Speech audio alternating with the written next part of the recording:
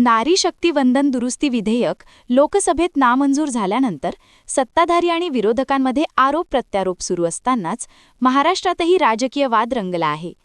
मुख्यमंत्री देवेंद्र फडणवीस यांनी विरोधकांवर टीका केल्यानंतर सामाजिक कार्यकर्त्या अंजली दमानिया यांनी मंत्रिमंडळातील महिला प्रतिनिधित्वाच्या मुद्द्यावरून सरकारला थेट सवाल केला आहे.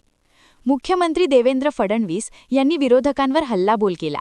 ही लाजिरवाणी बाब असून महिला सक्षमीकरण ही आमच्यासाठी बांधिलकी असल्याचे ते म्हणाले. विरोधकांविरोधात रस्त्यावर उतरणार असल्याचे फडणवीस म्हणाले. देशाने विरोधकांची नोटंकी पाहिली. या विधेयकाला विरोध करून ते नेमकं कोणाच्या हितासाठी काम करतात हे स्पष्ट झालं, अशी टीका त्यांनी केली. विरोधी पक्ष बँड वाजवून डान्स करावा, असंही देवेंद्र फडणवीस यांनी म्हटलं होतं. त्यावर आता अंजली दमानिया यांनी एक पोस्ट लिहिली आहे.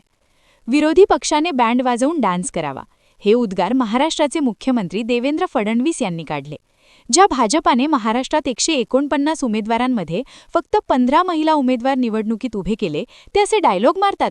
वा, महाराष्ट्रात 39 मंत्र्यांमध्ये केवळ 4 महिला मंत्री आहेत. आता एक काम करा, मंत्रिमंडळ विस्तार करून 33% म्हणजे 13 महिला मंत्री आणा. पूर्ण महाराष्ट्र बँड वाजवून डान्स करेल, अशी खोचक पोस्ट अंजली दमानिया यांनी केली आहे.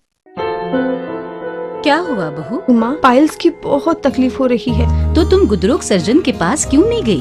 देखो, जैसे हार्ट के लिए हार्ट स्पेशलिस्ट, ब्रेन के लिए ब्रेन स्पेशलिस्ट, तो पाइल्स के लिए पाइल स्पेशलिस्ट क्यों नहीं? स्त्री हो या पुरुष, टॉयलेट में तकलीफ केवल पाइल्स ही नहीं, और भी कई प्रकार के गुदरोग तथा कैंसर भी हो सकता है.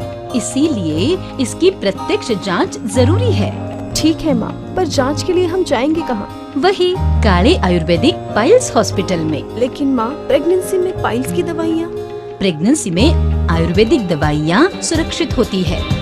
जनहित में जारी. काळे आयुर्वेदिक पाइल्स हॉस्पिटल, औषधि चिकित्सा तथा सर्जरी ट्रीटमेंट उपलब्ध. हमारा पता उमरेड रोड, दिघौरी बस स्टॉप के पास, नागपुर. अधिक जानकारी के लिए वेबसाइट पर जाएं kalepileshhospital.com.